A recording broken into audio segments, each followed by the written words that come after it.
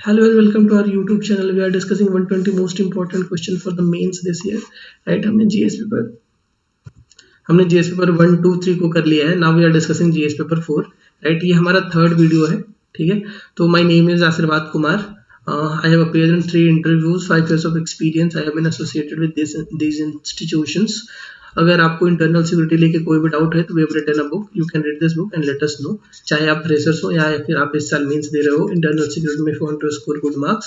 ठीक है, at least 40-45 marks अगर आप टारगेट कर रहे हो, 60 मार्क्स या 70 मार्क्स के जो भी क्वेश्चन आते हैं उसमें से, तो you can by this book. Right, so let's get started. तो ये हमारा क्वेश्चन नंबर 4 है. हमने क्वेश्चन नंबर 1 2 और 3 डिस्कस कर लिया है. क्वेश्चन नंबर 4 में आपसे पूछ रहा है कि जो CSR है, corporate social responsibility, make companies more profitable and sustainable. Analyse. देखो, जो कॉर्पोरेट सोशल रिस्पॉन्सिबिलिटी होती है, आपको ये बताना है ये कंपनीज को कैसे मोर प्रॉफिटेबल बनाती है और कैसे मोर सस्टेनेबल बनाती है. ये 2017 का आया हुआ क्वेश्चन है. इस क्वेश्चन के माध्यम से हम लोग जो भी CSR के कॉन्सेप्ट है उन सारे कॉन्सेप्ट को कवर करने की कोशिश करेंगे. तो CSR अगर देखा जाए तो क्या होता है? It is a set of system, process, principle which ensures that a company is governed in the best interest of all stakeholders. It is about promoting corporate fairness, transparency and accountability. तो आपको CSR का introduction मिल गया. आपको ये याद करके चला जाना होगा कि CSR क्या है. सर, CSR एक सिस्टम है, प्रोसेस है और प्रिंसिपल है जो ये इंश्योर करता है कि जो कंपनीज हैं वो जितने भी स्टेक होल्डर्स हैं, चाहे वो प्रोड्यूसर हो, चाहे वो कंज्यूमर हो, चाहे वो इन्वेस्टर्स हो, ठीक है, उन सबके बेस्ट पॉसिबल इंटरेस्ट के लिए काम करेगी. तो इसके लिए आपको क्या प्रमोट करना होगा? इसके लिए आपको ट्रांसपेरेंसी और अकाउंटेबिलिटी तो प्रमोट करनी ही करनी होगी. एट द सेम टाइम आपको कॉर्पोरेट फेयरनेस भी इंश्योर करना होगा. इंपॉर्टेंस ऑफ गुड गवर्नेंस देख लो. जो good governance practices provides better internal checks, balances to the curb mismanagement, conflict of interest, misuse of company resources. देखो, तो जितने भी निगेटिव्स हैं किसी भी इंस्टीट्यूशन में, किसी भी कॉर्पोरेट को रन करने के लिए, जैसे जो मिसयूज होता है कंपनी के रिसोर्सेज का, जो कन्फ्लिक्ट ऑफ इंटरेस्ट आता है, जो मिसमैनेजमेंट होता है, जो इंटरनल चेक्स और बैलेंसेस की कमी होती है, गुड गवर्नेंस की प्रैक्टिसेस, कॉर्पोरेट गवर्नेंस की प्रैक्टिसेस इन सारी दिक्कतों से कंपनीज को बचाती हैं, कॉर्पोरेट को बचाती हैं. नेपोटिज्म जैसे जो भी अनएथिकल इश्यूज हैं या फिर नॉन प्रोडक्टिव भी होता है. नेपोटिज्म एक सर्टेन, मतलब ऑब्वियसली नेपोटिज्म तो नॉन प्रोडक्टिव होता ही है.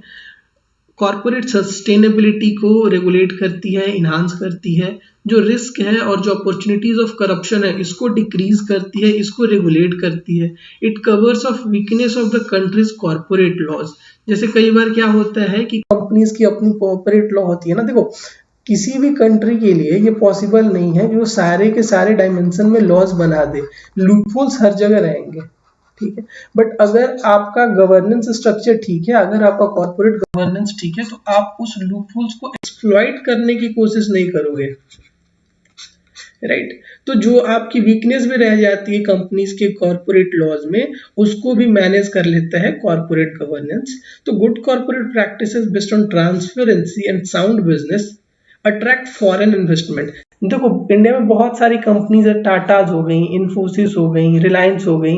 इन सारे कंपनीज ने पिछले 40-50 सालों में ये शो किया है कि almost good corporate practices is the only condition जो आपकी सस्टेनेबिलिटी को इंश्योर करेगी. इकोनॉमिक्स अपनी जगह पे है, बट कॉर्पोरेट प्रैक्टिसेस को, सस्टेनेबल कॉर्पोरेट प्रैक्टिसेस को ग्लोबल स्टैंडर्ड के हिसाब से ही रखना चाहिए, ताकि लॉन्ग टर्म में चीजें किसी भी कॉर्पोरेट हाउस के लिए खराब ना हो. इश्यूज क्या है? सबसे पहले इश्यूज तो ये है कि कई बार ऑडिटर्स के साथ मिलके मिसलीडिंग, इन्वेस्टर्स को मिसलीड किया जाता है, रेगुलेटर्स को मिसलीड किया जाता है, और बोर्ड मेंबर्स को भी या फिर कोई और भी जो स्टेक होल्डर्स है उन सबको क्या किया जाता है? मिसलीड किया जाता है. जैसे जो सत्यम स्कैंडल था, रिस्क बहुत ज्यादा है. जैसे in some cases owner of the companies have taken huge risk in their private capacity and were unable to pay. Vijay Mallya जैसे लोग के एग्जांपल हो गए. फिर जो CCD के थे, कैफे कॉफी डे के CEO वी सिद्धार्था, इनके साथ भी यही चीज हुआ. तो कई बार ये सारे जो चीजें हैं ना, जैसे औकात से ज्यादा रिस्क लेना इज वेरी वेरी हार्मफुल. फिर प्रमोटर लेड बोर्ड, कई बार ये होता है कि जो बोर्ड होता है, ठीक है। जो जो जो बोर्ड होता है उसके जो चेयरमैन होते हैं मोस्टली प्रोमोटर्स होते हैं, तो ये प्रोमोटर्स केवल और केवल अपने इंटरेस्ट के लिए फिर चीजों को मैनेज करने की कोशिश करते हैं, फिर कंज्यूमर या फिर जो और भी स्टेक होल्डर्स हैं उनको इंक्लूड नहीं किया जाता है। जैसे नरेश गोयल को इंक्लूड किया गया था जेट एयरवेज में। Lack of oversight although statutory changes have been made, but the enforcement mechanism has not followed within changes which lead to poor oversight। जैसे अब देखो एक और बात है, इंडिया में कितनी कंपनीज है, क्या ये पॉसिबल है कि सेबी, आरबीआई, ये जो रेगुलेटरी बॉडी है ये सारी की सारी कंपनीज को रेगुलेट कर पाए? नहीं। तो ये इशू रहता है कॉर्पोरेट गवर्नेंस का इंडिया में। फिर फेवरेटिज्म, इसमें तो नेपोटिज्म, फेवरेटिज्म, ये तो जितनी बार लिख लो वो सारी बातें कम है। तो कई बार ऐसा देखा जाता है कि जो लेंडिंग इंस्टीट्यूशन है वो अपने नियर डियर वन को कई बार लोन वगैरह दे देते हैं, और जो प्रोफेशनल वैल्यूज है, इंटीग्रिटी की, ऑनेस्टी को, उसको ओवरलुक कर लिया जाता है, जैसे आईसीआईसी के केस में, चंद्रा कोचर केस में किया गया था। लैक ऑफ इंडिपेंडेंस है, जैसे जो इंडिपेंडेंट डायरेक्टर्स हैं, they are not given free hand in the working and are pressurised by the other member towards particular decision, जैसे टाटा मिस्त्री के केस में हुआ था। फिर क्रॉनिक कैपिटलिज्म है, ठीक है। जैसे जो कोल एलोकेशन हुआ था कोल स्कैम में अर्ली 2010 में, ये सारे एग्जांपल हैं किसके? क्रॉनिक कैपिटलिज्म के। और ये आप सबको पता होगा जो रिसेंट आईएलएनएफएस क्राइसिस हुआ था, ये इसके होने के पीछे इशू क्या था? क्रेडिट रेटिंग में छेड़छाड़ कर दी गई थी ना। क्रेडिट रेटिंग पुअर थी, बट फिर भी इसके क्रेडिट को हमेशा अच्छा करके दिखाया जा रहा था, ठीक है। बबल क्रिएट करने की कोशिश की जा रही थी। तो अगर आपके पास गुड कॉर्पोरेट गवर्नेंस है तो ये सारी चीजें जो हमने एथिकल इश्यूज डिस्कस किया, ये सारी चीजें कंपनीज को फिनेंशियली भी प्रोटेक्ट करती हैं। जैसे जब ऑडिटर्स को सही बात पता होगी, जब रेगुलेटर्स को सही बात पता होगी, तो ओवरऑल इकोनॉमी के लिए चीजें बेहतर होंगी। जब ओवरऑल इकोनॉमी के लिए चीजें बेहतर होंगी तो सारी कंपनीज के लिए भी चीजें बेहतर होंगी। अपने पास एक उदय कोटक कमेटी का रिकमेंडेशन आया था कॉर्पोरेट गवर्नेंस को लेकर, आप सबने पीटी में पढ़ा होगा इसके लिए। उदय कोटक कमेटी किससे रिलेटेड है? ये रिलेटेड है आपका ये आपका रिलेटेड है कॉर्पोरेट गवर्नेंस से। तो इसने कुछ रिकमेंडेशन दिया है। इनके रिकमेंडेशन देखो, सबसे पहले जो सीईओ है और जो चेयरपर्सन है, इसके ऑफिस को सेपरेट कर दो। जो डायरेक्टर्स का मैक्सिमम नंबर है उसको 8 तक कैप कर दो। जो half of the board member है ये इंडिपेंडेंट डायरेक्टर्स होने चाहिए, और मिनिमम क्वालिफिकेशन इंश्योर करो इंडिपेंडेंट डायरेक्टर्स की। सेबी के पास पावर होनी चाहिए कि वो इम्यूनिटी ग्रांट करे विसिल ब्लोअर्स का। जो पब्लिक सेक्टर कंपनीज है उनको भी गवर्न करना चाहिए by listing regulation not by nodal ministries, ठीक है। मतलब जो पीएसयू है इनको मिनिस्ट्री के क्लचर से बाहर निकालना चाहिए। Enhance disclosure such as full disclosure of utilization of fund, disclosure of audit credentials, audit fee, इन सबको मतलब ट्रांसपेरेंसी और अकाउंटेबिलिटी को प्रमोट करना चाहिए। ऐसा किसने कहा था? उदय कोटक कमेटी ने कहा था। तो कॉर्पोरेट गवर्नेंस का कोई भी अगर क्वेश्चन आएगा तो आपको ये 5-6 पॉइंट ना लिख के आना है, ठीक है। तो ये हमारा क्वेश्चन नंबर 4 था, जिसमें हमने सीएसआर को डिस्कस किया कि सीएसआर कंपनीज को और ज्यादा प्रॉफिटेबल और ज्यादा सस्टेनेबल बनाएगी, कैसे बनाएगी हमने देखा, right. Now moving to question number 5। Question number 5 हमसे कह रहे हैं कि property is the most important virtue for a civil servant. आपको करना है कमेंट, ठीक है। आपको बताना है कि प्रॉपर्टी जो है वो सबसे इंपॉर्टेंट वर्च्यू सिविल सर्वेंट के लिए क्यों है, राइट। तो प्रॉपर्टी को डिफाइन किया जाता है the quality of having a strong moral principle, honesty and decency. It is more than avoiding corrupt और dishonest conducts, for it implies values such as impartiality, accountability and transparency. It is regarded as strict adherence to the code of ethics। देखो integrity को define करना is a little difficult। आप honesty define कर सकते हो, ठीक है, but sorry I mean आप इंटीग्रिटी डिफाइन कर सकते हो, ऑनेस्टी डिफाइन कर सकते हो, बट प्रॉपर्टी को डिफाइन करना थोड़ा सा डिफिकल्ट होता है, बिकॉज प्रॉपर्टी एक मल्टी डायमेंशनल कॉन्सेप्ट है।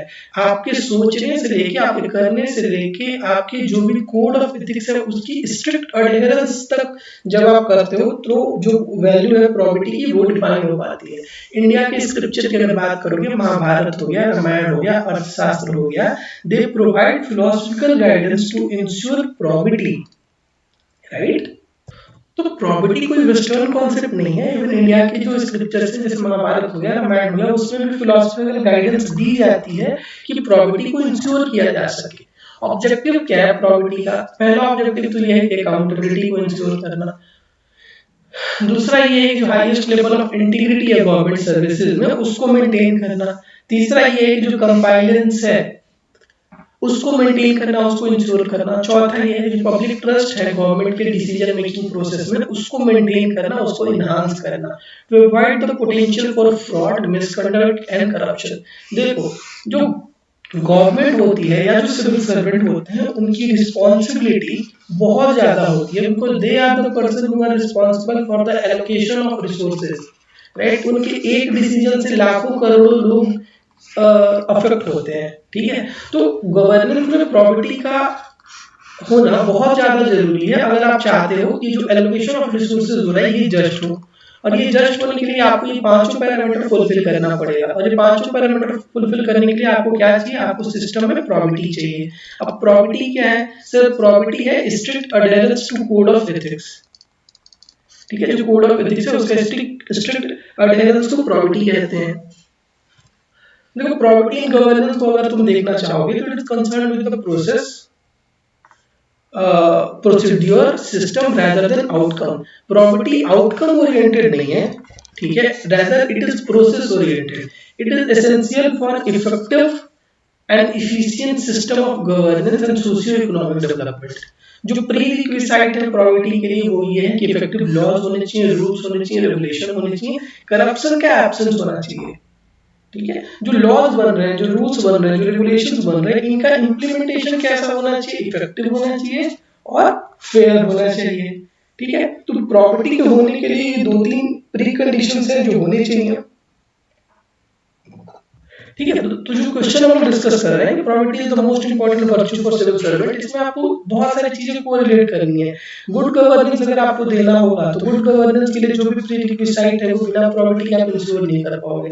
Accountability, transparency, resource allocation, resource mobilisation, justice ensure करना है अगर सोसाइटी में, तो बिना प्रॉपर्टी सिविल सर्वेंट में अगर ये प्रॉपर्टी सिविल सर्वेंट में अगर ये वर्च्यूज नहीं है तो आप ये सारी रिस्पॉन्सिबिलिटी को फुलफिल नहीं कर पाओगे। और जब ये रिस्पॉन्सिबिलिटीज फुलफिल नहीं हो पाएंगी तो जो पब्लिक का ट्रस्ट है सिस्टम में वो डिक्रीज होने लगेगा। तो जब पब्लिक ट्रस्ट ही डिक्रीज होने लगेगा तो जो ओवरऑल स्ट्रक्चर है स्टेट का या सोसाइटी का वही डिक्रीज होने लगेगा, वही डाइल्यूट होने लगेगा, राइट। तो अगर आपको इंश्योर करना है कि पब्लिक सर्वेंट की जो कॉन्स्टिट्यूशनल रिस्पॉन्सिबिलिटी है, जो इथिकल मोरल रिस्पॉन्सिबिलिटी है, अगर उनको उसको फुलफिल करना है तो प्रॉपर्टी उनके अंदर होना चाहिए, ठीक है। देखो, एथिक्स के आंसर राइटिंग में बहुत ज्यादा जरूरी है कि आप चीजों को कोरिलेट करोगे, ठीक है। तो जब कोरिलेट करोगे ना तो चीजें अपने आप आपके लिए आसान हो जाएंगी। कनेक्टिंग द डॉट्स एक इम्पोर्टेंट एस्पेक्ट है मेंस के आंसर्स को लिखने का, तो इस बात को आपको ध्यान में रखना चाहिए। तो हम लोगों ने क्वेश्चन 4 और 5 डिस्कस किया। आगे के जो क्वेश्चन है we will discuss in the next video very soon. So thanks for listening and please share, subscribe the channel and let us know ये कंटेंट आपके लिए कितना हेल्पफुल है। Thank you for listening.